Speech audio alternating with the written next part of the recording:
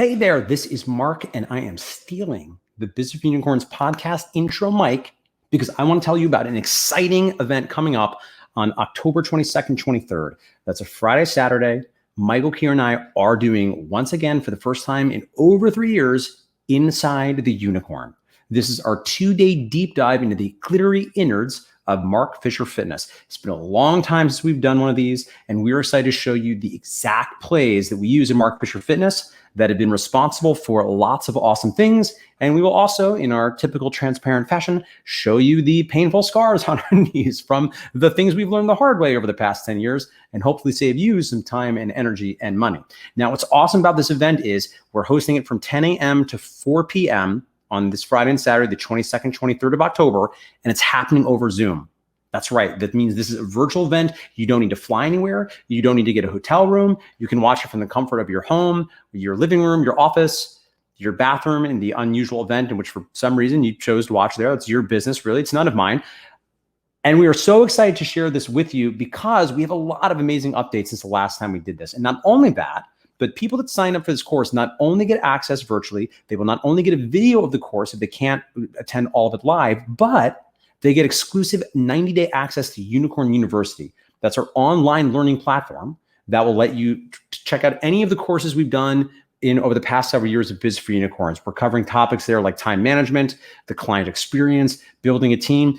I'm very excited about this event. You are not going to want to miss it. Go ahead, click the link below or go to businessunicorns.com/inside-the-unicorn, and we'll see you in October. Hello, my friends. I'm excited to be back with another interview, a brand new interview today on the Business Unicorns podcast. And today I'm speaking with Chris Burgess, who many of you might remember as a past podcast guest. He was here back again in, I think, episode 8 many years ago.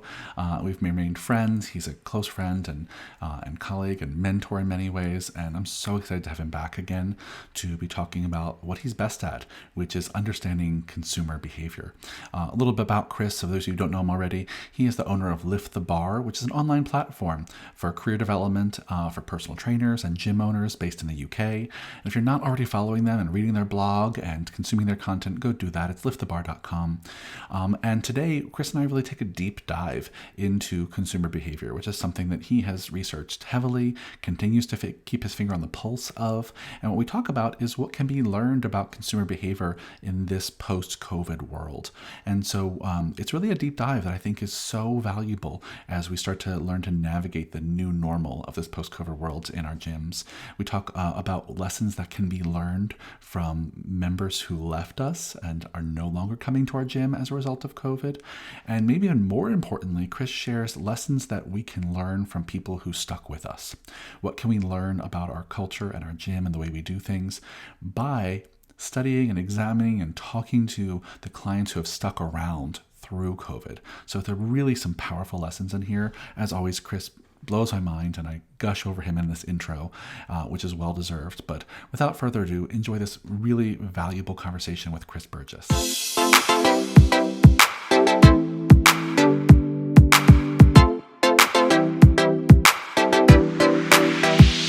Hello, fitness business nerds. Welcome to another episode of the Business for Unicorns podcast. And today I'm so stoked to bring back a guest who was one of my very first guests on the podcast. I want to say that he was episode 8 of the podcast, and now he's going to be episode 90 something. So we first recorded a podcast in 2018, and now we're in the tail end of 2021 or 3/4 of the way through. And so I'm so excited to have a conversation again with this person, and it's Chris Burgess. You know him, you just heard his bio. He's the owner of Lift the Bar. And honestly, I'm such a fangirl of Chris Burgess, or fanboy of Chris Burgess. Every time I have him on, I just let you know that I think he's truly just one of the smartest people in the fitness industry. And if you're not following him and you're not following Lift the Bar, you're not paying attention to the content they produce, you're really missing out, my friends. What are you doing with your life? So before I even bring him on, go do that. Go to Lift the Bar and go absorb their content and follow this man because he's freaking brilliant. So without further ado, let's welcome to our virtual stage, Chris Burgess. Hello, my friend. Welcome. Hello. For the podcast listeners and people that aren't watching on video, I'm blushing so much right now. Thank you so much. Honestly, I'm so bad at taking compliments and I feel super, super awkward, but I must say, I appreciate everything you just said so much. I really, really do. I'm so happy to be back. It's so good to have you back, and I'll compliment you all day long. So be prepared to blush. There's gonna be a lot of blushing on YouTube. Yeah. Well, thank you for doing this. Like I said, it's been a while since we've had a chat. I mean, we've caught up personally since then, of course, but it's been a while since we've had like a professional conversation about what we see is going on in the industry. And you're someone who I know is always continuing to learn, always diving into new research and new data, and trying to pay attention and have your finger on the pulse of what's happening in the fitness space. And so every time we talk, I learn something from you. So I'm just so excited to dive in today and continue that learning journey together. And the thing I want to talk to you about, which I think the topic that I hear you talk about the most, because I know it's a passion of yours, is kind of just consumer behavior. And if there's ever a time to talk about consumer behavior, I feel like it's now, because this last year has been wild. This last year of COVID, this last year of openings and closings and cleanings and procedures. And people have a whole new relationship with what it means to go into a gym. In some areas, like in the US, it's very politicized. Whether or not you wear a mask, or you go to a place that requires masks, or you go to a place that requires vaccinations. And I have to imagine all of that is really influencing consumer behavior in major ways. And so I'm just curious, just super big picture. I know it might be too early to really learn final lessons from COVID, but what lessons do you think we can start learning about consumer behavior from this last year? It's such a good question, because, and you're right, we're still learning lessons about how consumer habits have changed over the course of the last year. But we take actually some of what's happened and look at, let's for argument's sake say, inside my business, I know that you guys have had it as well, and also the launch of Homebody. There's certain things that are at play whereby when COVID hit, everybody had a dignified out from their gym. Everybody could have cancelled, everybody. But actually, a lot of people still stayed. And the behavior of those people show that there are certain places and certain services, and more importantly, certain people that are very, very, very hard to move away from. So something I'm really delighted about over the course of the last year, yes, every business took a significant hit. It was super, super, super, super hard, especially for brick and mortar businesses. But each of us at some stage has had somebody that has been with us throughout that. And it is so remarkable that they did. And they're the people I'm really trying to learn a lot of lessons from when it comes to how we move into the new world. So in the last year, we've had different aspects of loyalty. We've had different aspects of disloyalty. We've had people that have used the lockdown process and the pandemic to completely put an end to their aspirations to have the ideal body, their ideal health, and have actually gone back to a place worse than pre-pandemic times. But there's also been incredibly remarkable stories for people who have actually done incredibly well and used the lockdown period and maybe a little bit more free time where they're not commuting and don't have so many business meetings to attend in person. They could actually find some prioritized time for their health and fitness. And now that the world is getting back a little bit, the direction of travel is back to normal, what we're finding is that people now are looking for not just commercial style gyms. People are looking for people like them. People are looking for people who had a similar journey with similar people, with similar interests. And this is why I think that we need, as fitness facilities, the start of consumer behavior. The start of it is to really celebrate the people who have managed to thrive in spite of everything that's happened. Whether or not they've consistently done FaceTime or Zoom-based sessions. We've all done the Zoom sessions. whether that is they've taken up a hobby of going out and taking, they do 10,000 steps per day, and they've taken the camera out and they do a photo. Whatever people have done to improve their sense of self, their sense of humanity, their sense of personal, just everything. We need to celebrate these people hugely, because they are going to be the cornerstone of the people we attract into the business. They really will be from this stage. There's little things at play, like from a research perspective, we know that pre-sign-up anxiety, so people who experience anxieties before joining a service of any kind, especially gyms, we need to understand what those anxieties are. Of course, these anxieties have changed now, because is it safe? Will there be space? Will there be air conditioning? Will the trainers wear a mask or won't wear a mask? What are their policies on COVID? These anxieties, they have to be addressed. But at the same time, if we're thinking about the behaviors of people in the pandemic age and where we've been, it's absolutely crucial that we have an eye on who was loyal, who stuck to it, who has managed to continue the pursuit of a better life in spite of everything that's happened, because these are the inspirational and remarkable people that we need to build messaging around, I feel. Yeah, really well said, Chris. And I love that framing of it because so much of last year has been doom and gloom, and it's and a lot of lessons have been hard won, and it's hard to not look back and just kind of be cynical about any lesson learned. And I love that this first point you're making here is a really positive one. Is that there are also in this last year people who have really continued to show up for themselves, for your gym, for the community that you've created in your facility, and those people who have been extremely loyal and fought through the pandemic and continue to show up either in Zoom rooms or in person. Those are people that we want to learn from. We want to learn about, who they are, what they care about, what makes them tick. Because as you say, those are the folks that we can rely on. Those are the kind of avatar we want to seek out more of and understand. And so, given that, what do you, I don't know if there's probably not much research on this yet, but, what do those people have in common? Those people who have stuck around through the pandemic and have continued to prioritize fitness or prioritize their fitness community, and continue to show up. Are there any? Do you think there's any broad, things we can understand about them? Like, who are they? What do they have in common? Because I think when we can better understand who that avatar is, we can obviously go try and find more of them. And so, what do you think? What do you think we know about who those people are? Yeah, it's a fantastic question. Now, there's so many different avenues you can go down on this, but the more and more I've dug into the people that stayed at my gym, my personal training business, if I could throw a net over a single or just 2 or 3 behaviors that they all express, is that they continue to show up, especially with a trainer, because they know that no matter what is going on in that entire universe right now, will there be a vaccine created? Will there be another lockdown? Will my kids be able to go to school? Will my grandparents get this and die? No matter what happens, Michael, for 1 hour or 2 hours or 3 hours a week, they are just them being instructed on how to breathe heavy, on how to feel a little bit of endorphin rush, and how to feel alive. Mm-hmm. And somebody is just looking out for them. Yeah. Somebody has their back. And because you've got their back, and because that exists, what happens then is that's then rewarded back the other way. And we've had people come back to us and say, look, I intend to do no Zoom sessions during the entire lockdown process, but I'm going to continue to pay because do you know what? When you come back, I'm going to need you. Yeah. And if you guys fail and are not able to reopen, when I come back, I don't know what I'm going to do with myself. So this is super important. It's not even just consumer behavior stuff. This is human behavior stuff. This is making sure we're looking after the people that desperately also want to look out for us.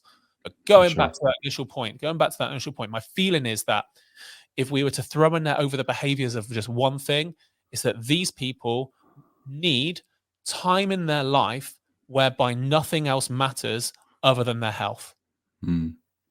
That's the big thing, I think. Yeah, I think it's beautifully said because I think what I also hear in that is that these are people who really value as part of their fitness experience being kind of present in the moment and having that be the 1 hour for them in their day, the hour for them that is just focused on just being present in their body, being present in their breath, being present in their focus, being off a phone, not being needed by others, and I think that's useful because that's messaging we can use when we're talking about attracting more of those people. That's messaging we can use, in our landing pages, in our emails, in all those things to make sure that we're attracting people who value that already in their lives. So I think that's a great lesson learned. But and so maybe let's talk about the flip side of it. The folks who stopped coming. The folks who, the minute the pandemic happened, for whatever reasons, decided that was the moment they're just going to stop having a gym membership, and maybe didn't jump onto anything that was online. What do you think we're learning about those folks? Do they have anything in common? Yeah, I think there's some commonalities there as well. I've tried not to focus too much on the people that have stopped because I'm super interested in what made people carry on. Yeah, of course. But having said that, when we look at the people that have left, certainly my fitness facility, if I look at those people, nearly to a person, Michael, these are people that were focused on the extrinsic outcome of weight loss. Now, exercise is terrible for weight loss. Set in just like pure like calories in, calories out terms, exercise is terrible for that. Like, just diet, man, and go for a walk. But exercise is incredibly important for everything else, from the mind through to the decreased chances of getting morbid disease, through to the decreased chances of dying from COVID. All of these things are super, super, super important. But what we can't do in the early days of people in their exercise journey, their health journey, is convince them that those things are important, especially when they're fixated on what the scales say, what their waistline looks like, and what their reflection looks like in the mirror. Some people will only exercise specifically for how they appear, not for how they feel. And the people that have left, more often than not, were on a disappointing journey of sorts with their weight, and they couldn't face going into a slightly different service model to try and do something they weren't already winning at. Yeah. I mean, that's so fascinating, because maybe this is a bit of a tangent, but I'll loop it in anyway. I've heard people that I'm talking to in the industry, and I think we're probably talking to similar people, training studio owners. In this last year, I've heard attitudes really shift in terms of how we talk about external goals, fat loss, things like aesthetic goals, and that's been, from my perspective, and I don't have the data on this, but from my anecdotal perspective, that's been like the bread and butter of most training gyms for the last decade, right? And and frankly, we run a program, Snatch in 6 weeks, which people primarily see as a fat loss program, and in many cases, we do get great results for fat loss. But I've seen in the last year, maybe a little bit longer, but certainly this last year, a shift away from talking about fat loss, and as if it's becoming a kind of dirty word, as if it's almost becoming something that like we're kind of ashamed to pitch about in our marketing, in exchange for talking about more things, like you're talking about, which is overall health and wellness, better long-term health, better cardiovascular health, better resistance to disease, maybe, more community-driven things, more, get out of the house stress, anxiety, what's the word I'm looking for? Anxiety reduction or stress reduction as part of fitness. So where it seems like we're moving away from those kind of aesthetic things. And I wonder how much of that was in motion before COVID, or how much of that is driven by COVID. Do you have any sense of that? Are you hearing the same thing? I am, and I don't think it's a good idea. I'm going to be a bit out there and say I don't think it's a good idea. Yeah, simply because it's much harder to educate somebody on the things that we know are important when they don't already have some sort of psychological buy-in to the process. Like, there is an obesity epidemic, and fat loss must be a cornerstone of what most fitness professionals are focused on, whether we like it or not. Like, whilst we would love for everybody to appreciate how much turning up 12 times per month will do for their mental well-being, their reduction of chances of diabetes, and having longer, more fulfilled experiences on this planet with their kids, with everyone.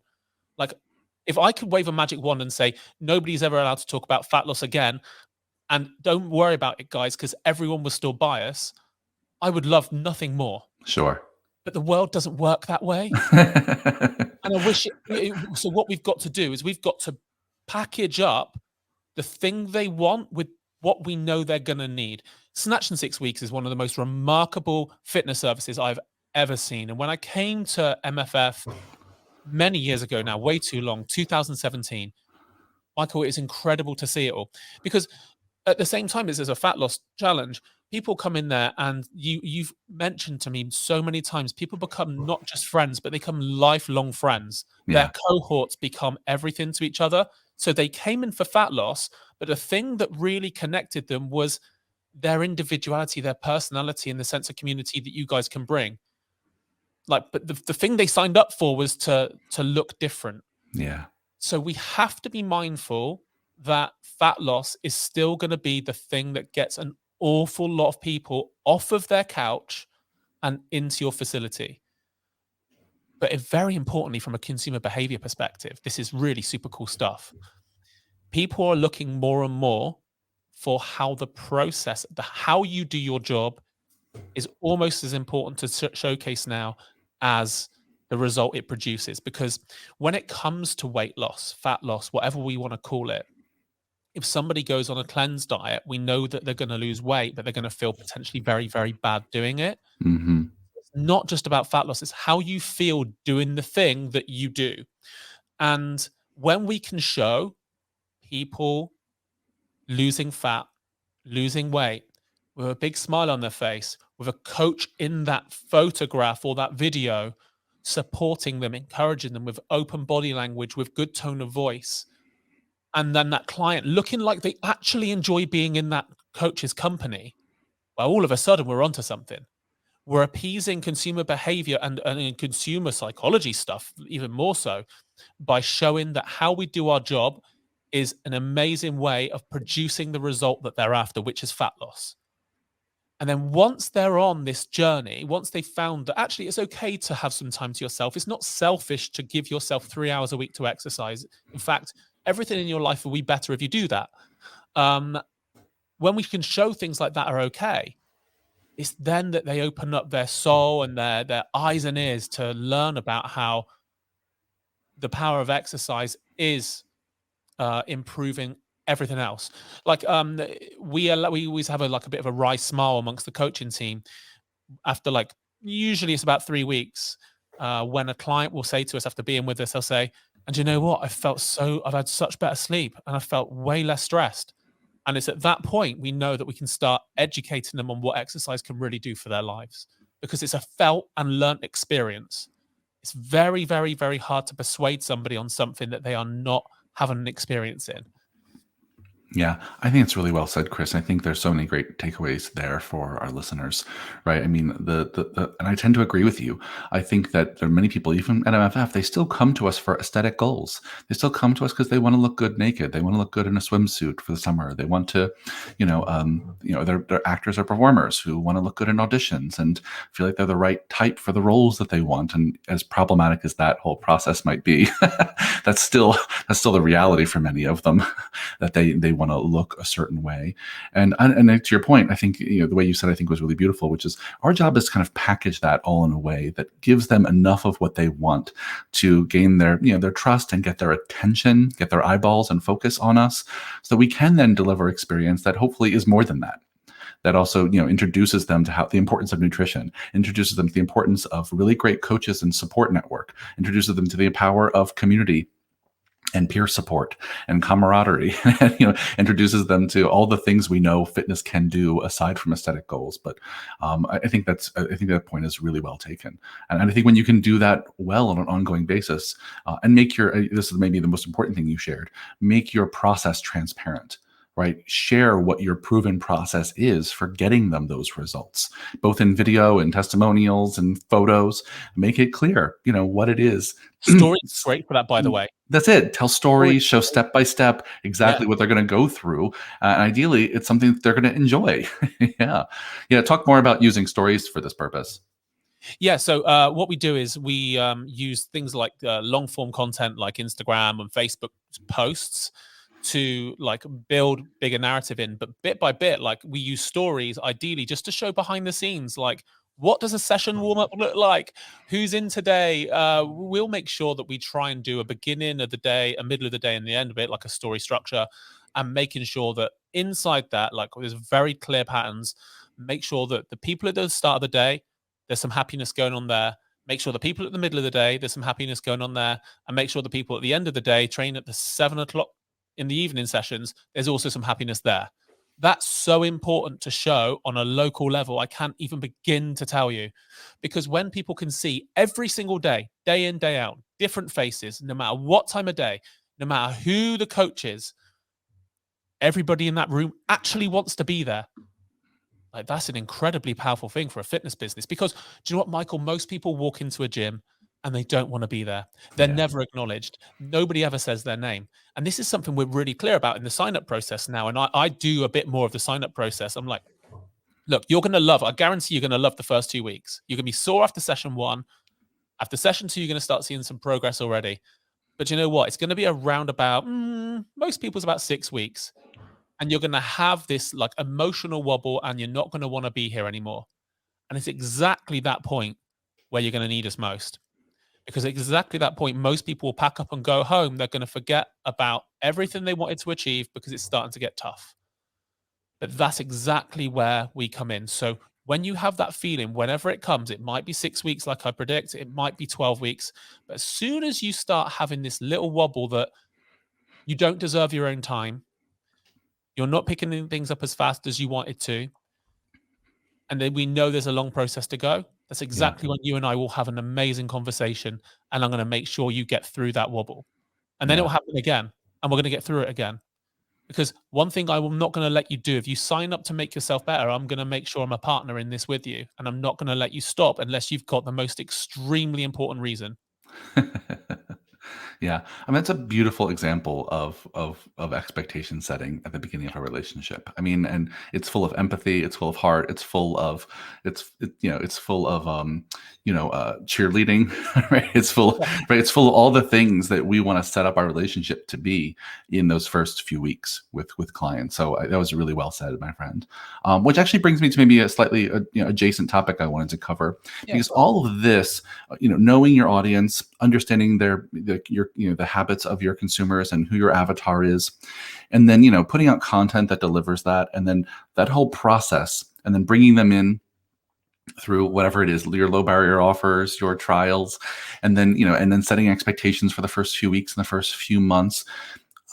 People find that whole process really confusing. People are, a lot of the fitness business owners I'm talking to just are really daunted by having to create a roadmap that takes someone from the top of the funnel to the bottom of the funnel, so to speak. Right? And so I'm just wondering, I know that you're someone like myself who loves process, loves systems, loves creating order out of chaos. And so, considering that many people see that as a really chaotic, difficult to wrangle system, what big picture things are you doing these days to kind of manage that process in your business? How are you keeping track of the content you're putting out? How are you keeping track of the leads you're generating? How are you keeping track of the first 30 days of someone's journey in your gym? I know it's a lot to cover, but I'm telling you, broadly speaking, how do you wrangle it all from 5,000 feet? Okay, so Michael, this is such an amazing question. So what we do is we think about, Joe, what kind of a marketer do I even want to be? Mm-hmm. And that is completely attached to the kind of person that I am. And that's completely attached to what a new vision I've had. And this is kind of written down in my big vision for who it is I want to be and what I want my business to represent. And I've got this this statement in my head, is that my brand is no longer my own. My brand is whatever the local school bully is going to try and throw at my daughter when she goes to high school in 10 years' time. When she says, my dad's the owner of that gym, they're going to come back and they're going to say something to her. Yeah. And whatever they say is something that I have either controlled or something I have not controlled. So what we decide then is that, okay, everything I post, I need to make sure that I am happy with the platform, with the message, with who it's intended for, and the delivery mechanism of it. So, Michael, I'm never going on TikTok to dance. That's a real shame for the world, but I get it. I know. So, the thing is, I understand and appreciate as a platform potential, it's incredible. It's got incredible platform potential. But at the same time, I know that I can never do it sincerely, honestly, with enough entertainment value. It's just not who I am. And if I do something like that with half heart, then I know it's going to come out terribly. And the local kid's going to say, oh, your dad's that guy that tries to dance on TikTok when he should be really tucking his grandkids into bed. Like, he shouldn't be doing that. Sure. So what I know I am, let's say that we're talking big picture. I love having great conversations with people like you. On a local level, I like having great conversations with my clients. I like having great conversations with other service businesses and service business owners who are on the same path as me that serve similar people. So I've set our marketing up to capture those conversations that can't happen between sets and reps. So let's take, for example, I've just created a podcast for our gym, and it might just seem crazy just having a podcast. How everyone's doing a podcast thing. Yep. Here's how I'm working it. Like, our podcast will represent our local area in a way that nobody has ever done. What it will do is it will have great conversation topics that our clients will love, our current clients will love. So our current clients love the story of my sister losing 75 pounds in 10 months. So I got her onto the podcast and say, look, okay, it's not all like rainbows and unicorns in this situation. It's probably costing you money and change of clothes. Is that putting financial pressure on? And having great conversation. We take that 30-minute interview.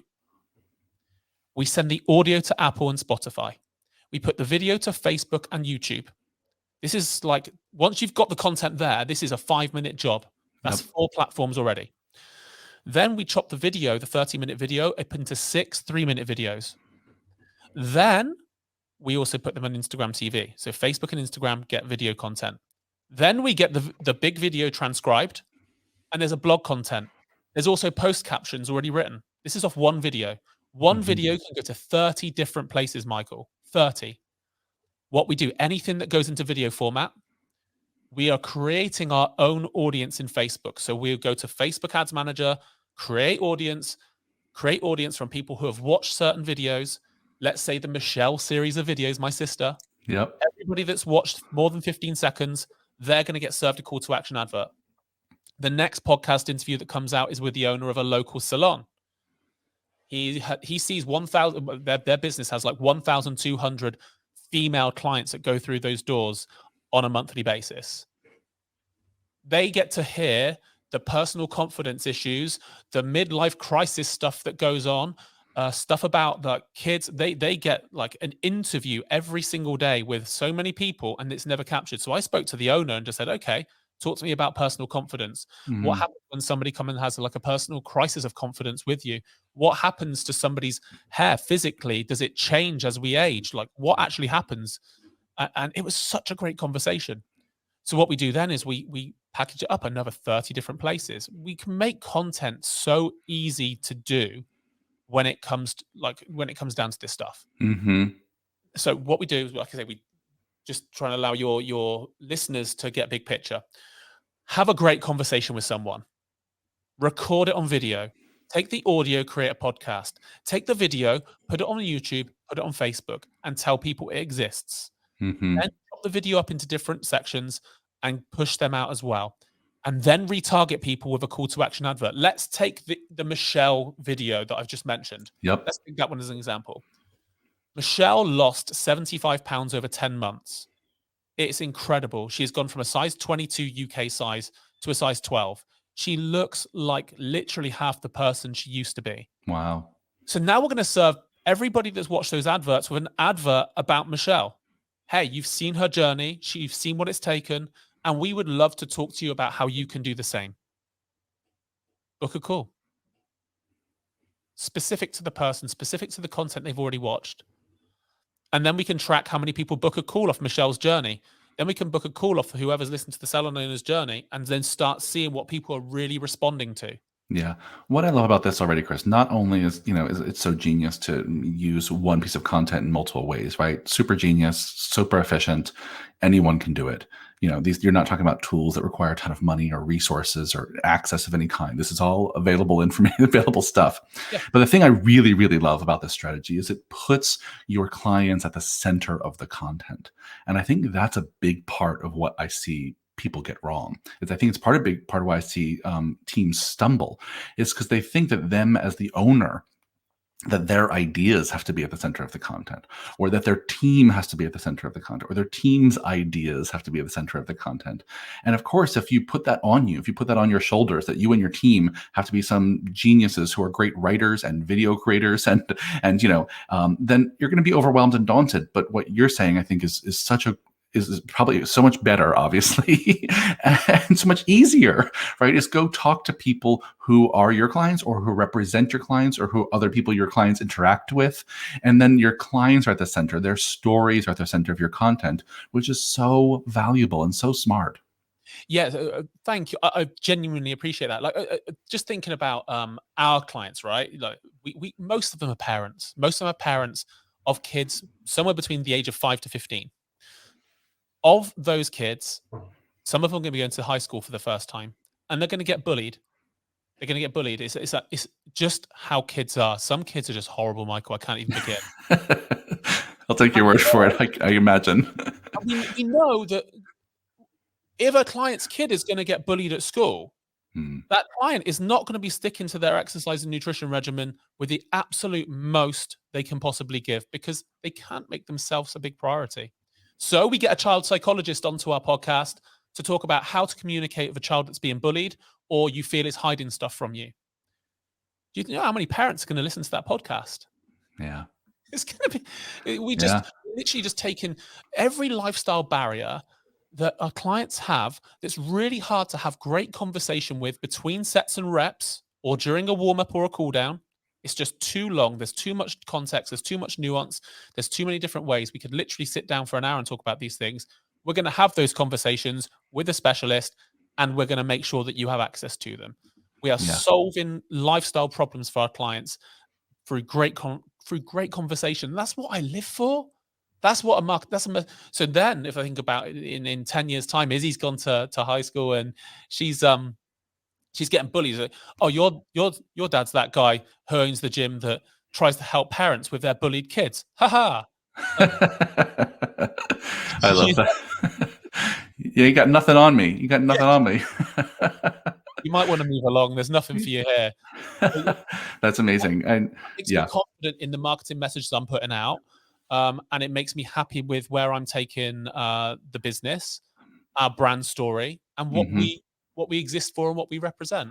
Well, I also think that, again, so smart, because the other thing, the mistake I see business owners do make is to create content that assumes, or at least positions our work as if fitness exists in some vacuum. Right? As if people come to us only about fitness. If we just talk about fitness, that's all they'll never care about. But what your point you're making here is that that fitness exists in this context of the rest of people's lives.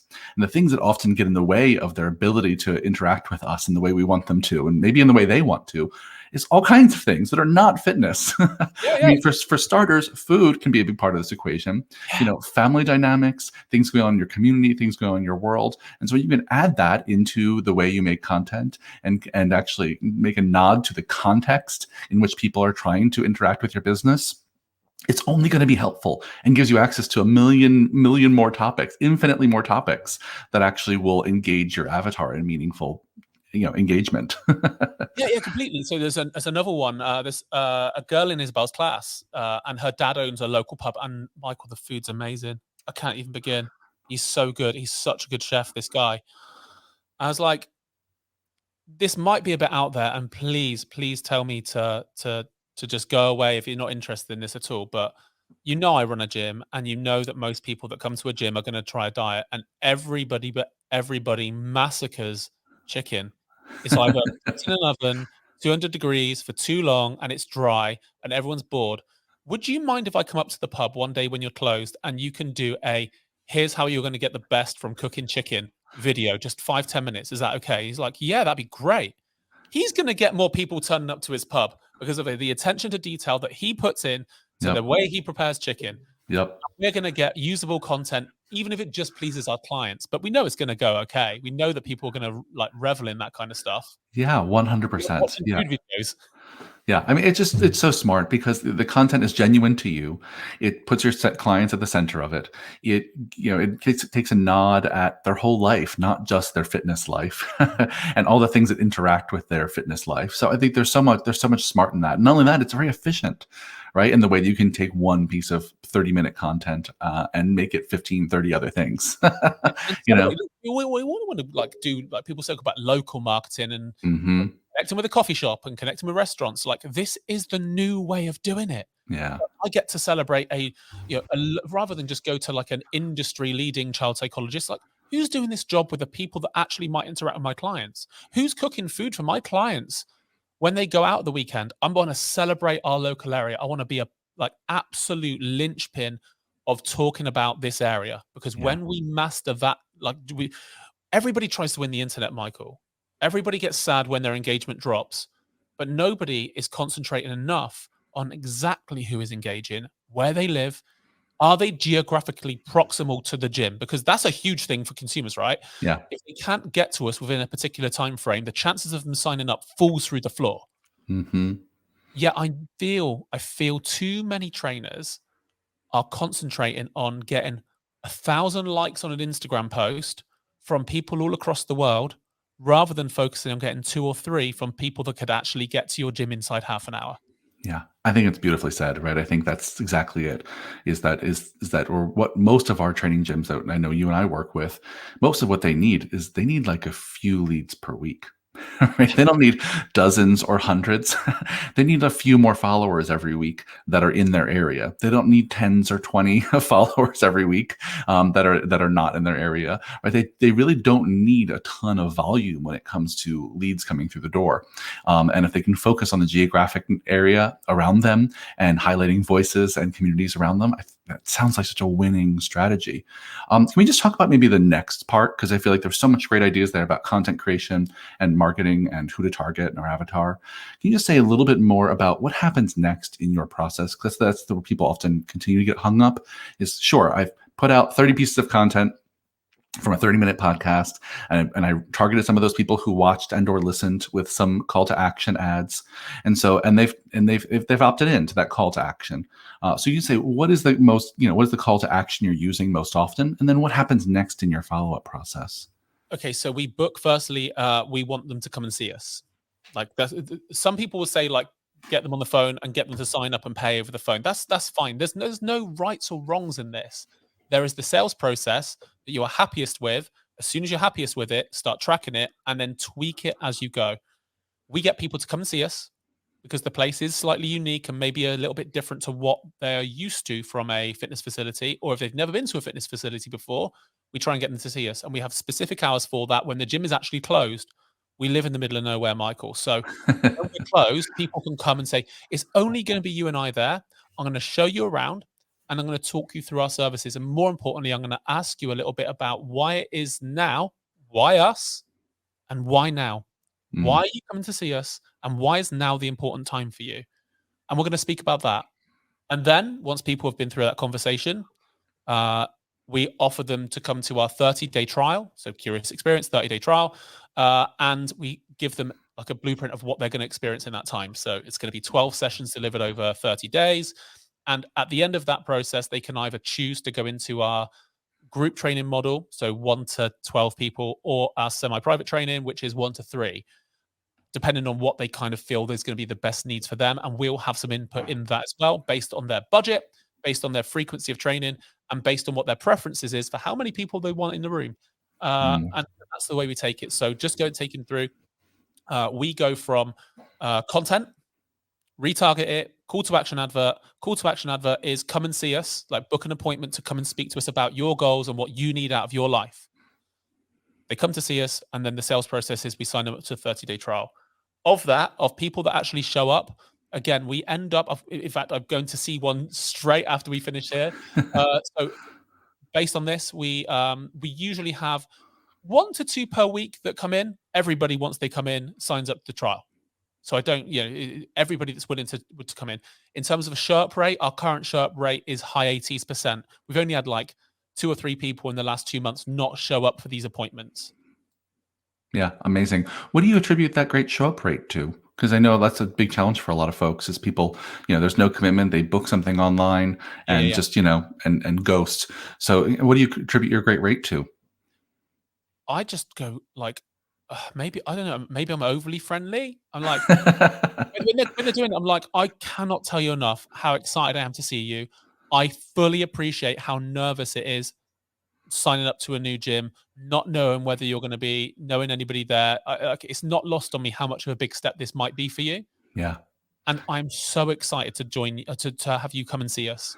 Where do they get that message from you? Is that a voicemail you're leaving? Is that a phone conversation you're having?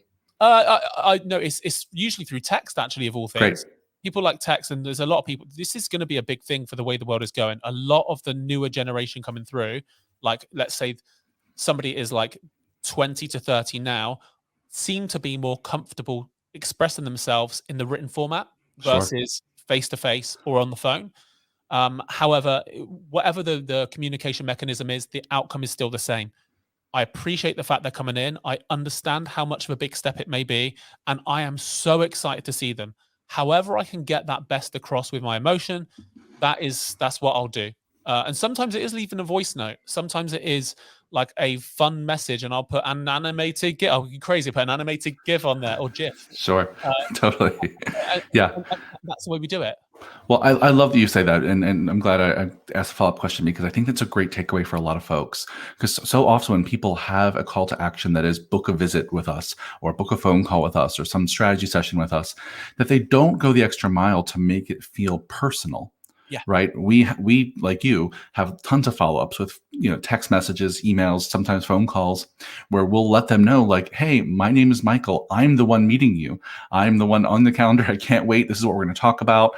I'm so excited to yada, yada, yada. I might mention the person who referred you or someone I know we have in common. Right. If you can personalize that visit to let them know this is not a robot. you didn't book with some AI on the website. I'm a real person who's going to meet you, and I'm excited to meet you. Here's why, and here's what you can expect. Like, that goes a long way to getting people to show up. It's very easy to ghost someone if you just think you made a reservation with a computer. It's a little harder when you feel like you're going to meet an actual human being who's waiting for you. Yeah, absolutely. This is the thing. People will show up for someone else ahead of themselves so much. Yeah. 100%. We see that all the time. Yeah.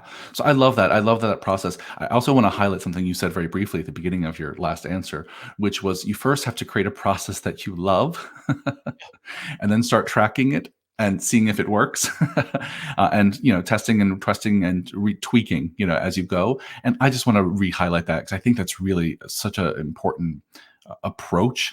Because so too often people spend all this time like, what is everyone else doing? What is everyone else doing? Yes. Oh God, I guess I have to do that. That's what's working for everyone else, even though you hate it and it makes you miserable and you don't want to do it.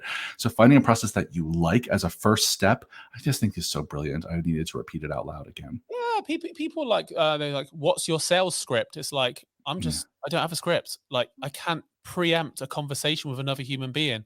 I kind of know what they want in terms of they want to sign up to a gym, probably because they want to live a better life. But I'm not going to have a script for that person. I'm going to ask. That's not the way life works. That's like saying to someone, "I'm going out on the first date. What's your script going to be?" Sure. Like, huh? Are you? No, just people.